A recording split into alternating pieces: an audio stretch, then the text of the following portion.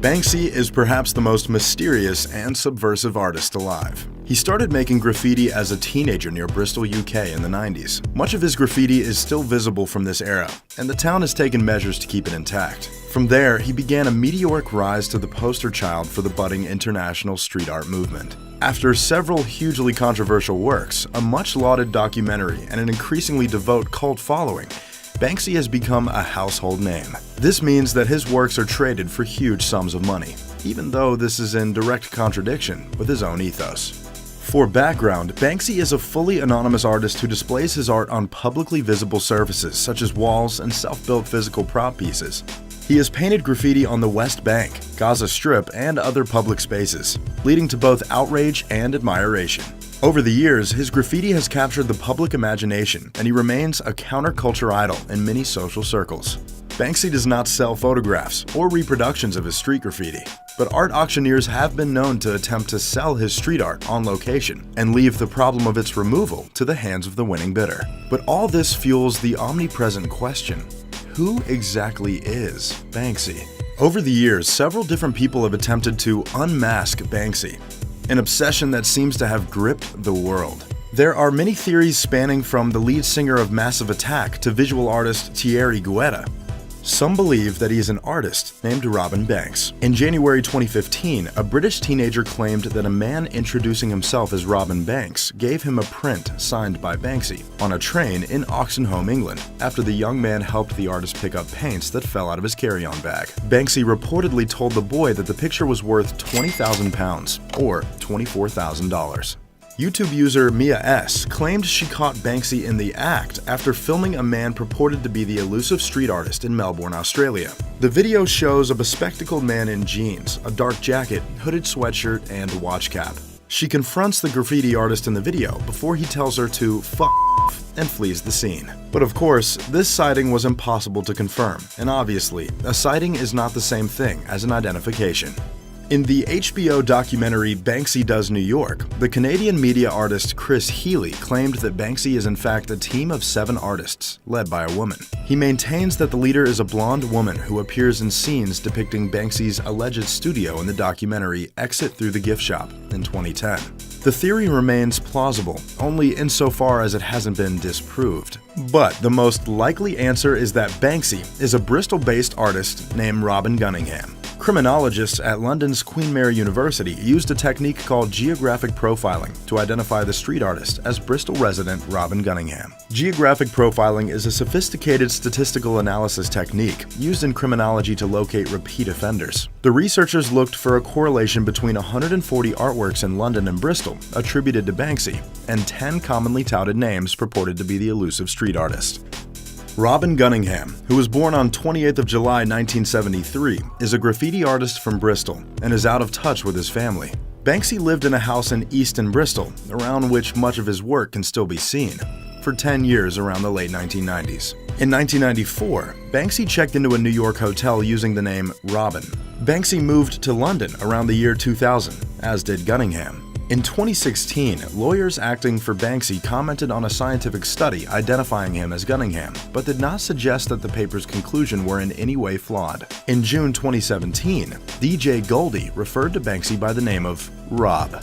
Even if this is his true identity, representatives from Banksy's camp have never confirmed or denied the allegations. Beyond this, very little is known about Robin Gunningham, as he has been estranged with most of his family and childhood friends for decades. Audience interest only increased when he compounded his own mystery and released a documentary in 2010. This highly divisive movie entitled Exit Through the Gift Shop claimed to be a documentary about Banksy, but turned out to be a self-referential piece that spoofed the art industry as a whole. Essentially, the film studied the overnight sensation of Thierry Guetta, aka Mr. Brainwash, who had no discernible artistic talent but made multiple multi-million-dollar sales by leveraging the faults in the art industry. Banksy has said in interviews that editing the film together was an arduous process. noting that, "I spent a year watching footage of sweaty vandals falling off ladders." And, "The film was made by a very small team. It would have been even smaller if the editors didn't keep having mental breakdowns. They went through over 10,000 hours of Thierry Guetta's tapes and got literally seconds of usable footage out of it." Producer Jaime de Cruz wrote in his production diary that obtaining the original tapes from Thierry was particularly complicated. The world premiere of the film Exit Through the Gift Shop occurred at the Sundance Film Festival in Park City, Utah on the 24th of January. He created 10 street artworks around Park City and Salt Lake City to tie in with the screening. In February, the White House Public House in Liverpool, England was sold for £114,000 at an auction. The side of the building has an image of a giant rat by Banksy. In late January 2011, Exit Through the Gift Shop was nominated for a 2010 Oscar for Best Documentary Feature. Banksy released a statement about the nomination, stating, "This is a big surprise. I don't agree with the concept of award ceremonies, but I'm prepared to make an exception for the ones I'm nominated for. The last time there was a naked man covered in gold paint in my house, it was me." Leading up to the Oscars, Banksy blanketed Los Angeles with street art. Many people speculated if Banksy would show up at the Oscars in disguise and make a surprise appearance if he won the Oscar. In the end, Exit Through the Gift Shop lost to Inside Job, and no one ever discovered Banksy's identity. However, he is well known among other counterculture celebrities, all of whom seem to be good at keeping a secret. In 2015, Banksy launched his largest exhibition yet, with the help of many famed artists, for a bemusement park called Dismaland. Dismaland was a temporary art project constructed in the seaside resort town of Weston-super-Mare in Somerset, England. Prepared in secret, the pop-up expedition at the Tropicana, a disused swimming pool, was a sinister twist on Disneyland that opened during the weekend of the 21st of August 2015 and closed permanently on the 27th of September 2015, 36 days later. Banksy described it as a family theme park unsuitable for children. Banksy created 10 new works and funded the construction of the exhibition himself. The show featured 58 artists of the 60 Banksy originally invited to participate. 4,000 tickets were available for purchase per day, priced at $3 each. High demand for the tickets to the exhibition caused the Dismaland website to crash repeatedly. Some wondered whether or not this was deliberately contrived by Banksy as part of the irony of the Dismaland experience. The exhibition featured some of the biggest names in counterculture art, including Bill Barminski, Julie Burchill, Jimmy Cauty, Darren Cullen, Elle Teenan, Damien Hirst, and Jenny Holzer. Many celebrities were attracted to the venue, some international, such as Brad Pitt, Jack Black, Neil Patrick Harris, Nicholas Hoult, Wayne Cohn, Russell Brand, Ant and Dec, Mark Ronson, Darren Criss, Daddy G, CGP Grey, and Brady Haran. Additionally, the exhibition proved to be popular with visitors, with many prepared to queue for hours each day for one of the 500 daily walk-in tickets. It brought in 150,000 visitors from around the world, boosting the local economy of Weston-super-Mare by 20 million. After this, Banksy was mostly silent for a few years. Though his paintings and wheat pastes continued to go up all over the world, they didn't receive the same headlines that they had in the past. The art public began to assume that Banksy was still operating in the same way. Thus, his artwork was no longer provocative in the same way. And it was no secret that Banksy was not a fan of the massive commercialization of his paintings. Of course, he benefited from certain sales, but so much of his art is sold secondhand or on the black market. To give an example, the most expensive Banksy piece ever sold is a canvas entitled "Keep It Spotless." Auctioned on February 14, 2008 during the Sotheby's charity auction in New York. The amount of money paid for this piece of urban art caught everyone by surprise, making it the most expensive Banksy ever, sold at $1.7 million. Executed in spray paint and household gloss on canvas, Banksy's Keep It Spotless, created in 2007, was originally Damon Hirst's painting, which was defaced by Banksy.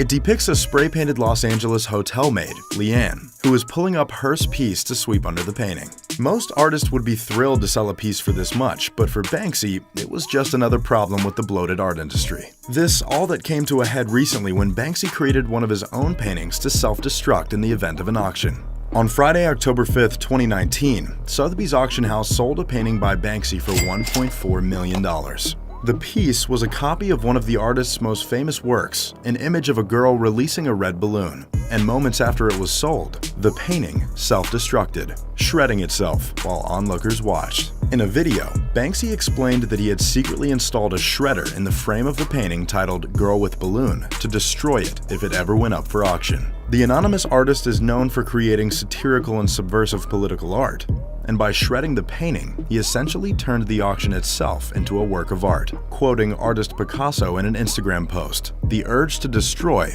is also a creative urge." Sotheby's described the painting as framed work, spray paint on acrylic on canvas, and notes that it's the first time in auction history that a work of art automatically shredded itself. It's certainly a long simmering plot, and it seems unlikely that the shredder and its power source would have remained a secret for so long. The painting itself was a 2006 reproduction of the iconic image, which features a girl releasing a red balloon. The original image was spray painted on a building in East London in 2002, although it was covered up for many years before it was removed in 2014 and sold at an auction the following year. Other copies of the painting have been auctioned over the years. This launched Banksy back into the spotlight and actually serves to make his paintings even more valuable. The identities of the buyer and underbidder, both of whom were bidding anonymously by telephone, remain undisclosed. Sotheby's said in an emailed statement on Sunday that the successful buyer was a private client who was as surprised as we were, and with whom we're still in discussions. The auction house added, "We had no prior knowledge of this event, and were not in any way involved. The ever-elusive, ever-intentive Banksy has once again made a fool of the art world and captivated millions. But has the joke itself slightly self-destructed? Banksy's remotely shredded girl with balloon was meant to poke fun at the excesses of the auction market. Yet, thanks to the huge amount of publicity generated by this ingenious prank, his prices look set to soar even higher." "It was a brilliant PR stunt," said Offer Waterman, a dealer in 20th century British art, who attended Sotheby's Friday night contemporary art auction but left before the sale of the Banksy. "It's going to elevate his prices." Mr. Waterman is among those who think the Banksy sold at Sotheby's has increased in value post-shredding. "It's become worth more as a conceptual moment than as a work of art itself," said Mr. Waterman, who believes that Sotheby's had no knowledge of the stunt. "They didn't know. There was no reason for them to know. And Banksy's works have already been augmenting in value over the years. That 40-inch high example of Girl with Balloon, acquired directly from the artist by the present owner in 2006, according to Sotheby's catalog, set a new auction high for a work solely created by Banksy. One of the smaller 20-inch high edition paintings of Girl with Balloon sold in March for £344,000, or about $500,000, at Bonhams in London, according to the ArtNet price database. Mr. Andipa said that back in 2006, he was selling these smaller edition paintings for £30,000, or about $55,000 at the time. There was also something strange about the video Banksy posted on Saturday on his Instagram page. Drawing 6.3 million views by Sunday morning, the video purported to show the artist secretly building a shredder into the painting a few years ago. If that were the case, wouldn't the battery in the shredder have to have been replaced at some point? This, in turn, poses the question, was Banksy himself the owner who entered this stenciled painting, which may or may not have been made and framed years ago, into the sale? Sotheby's, like all international auction houses, does not reveal the identity of its sellers, unless specifically requested. And what about the identity of the man in the sales room who remotely activated the shredding device? Could he have been the elusive graffiti gorilla himself? This just proves that Banksy is still sharp and incisive, with a knack for offending the exact people who then buy his artwork for millions. We haven't heard the last of Banksy, and we're excited to see what tricks he has up his sleeve next. Leave a comment down below on who you think Banksy really is. If you enjoyed the video, make sure to leave a like. And as always, thanks for watching this top trending video. We'll see you next time.